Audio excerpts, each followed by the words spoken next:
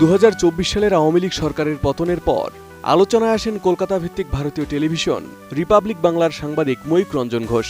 বাংলাদেশের রাজনৈতিক ইস্যুতে এবং অন্তর্বর্তীকালীন সরকারের নেতিবাচক সমালোচনায় মেতে ওঠেন তিনি। মিথ্যা, অপপ্রচার এবং উস্কানিমূলক সংবাদ প্রচার করে বিভ্রান্তি ছড়াতে থাকেন। কখনো বাংলাদেশ থাকবে না, কখনো চট্টগ্রাম দখলে নেবে ভারত।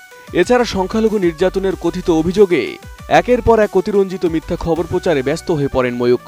শিক্ষানুন বাংলাদেশ থেকে কথায় কথায় আজাদি। 2024 সালের 5 আগস্টে শেখ হাসিনার পতন হলে ভারতের সাথে দূরত্ব বাড়তে থাকে বাংলাদেশের। টানাপোড়েন পৌঁছে চরমে, আর সেই আগুনে ঘি ঢালতে ব্যস্ত হয়ে পড়েন ময়ূক।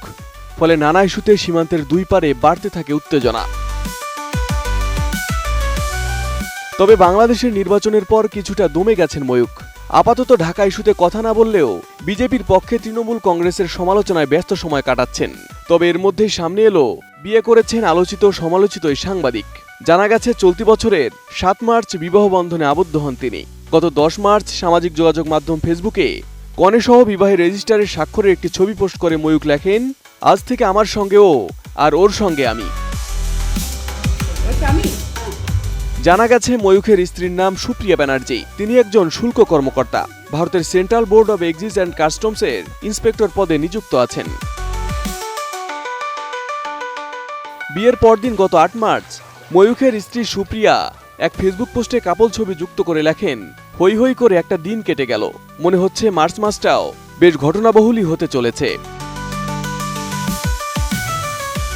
মধ্যপ্রাচ্যের সংঘাতের সাথে নিজেদের বিয়ের ঘটনাকে মিলিয়ে সুপ্রিয়া লেখেন, এদিকে আমরা কেক কাটছি আর ওদিকে যুদ্ধের দামামা বাজছে। ময়ূখের ফোনে মুহুর্মুহু কল আসছে। এই প্রথম দেখলাম ফোনটা সাইলেন্ট করতে। গত রোববার এই বিরলতম ঘটনা ঘটল। দীর্ঘ 5 বছর নানা টালবাহানার পর যখন দুজনে ভাবলাম কাজটা করা যাক, ঠিক তখনই এদের যুদ্ধ বাঁধতে হলো। সুপ্রিয়া লেখেন, যুদ্ধের মধ্যেও এই অদ্ভুত সমাপতনের মধ্যেও দিনটা নিজের মতো করে স্মরণীয় হয়ে রইল।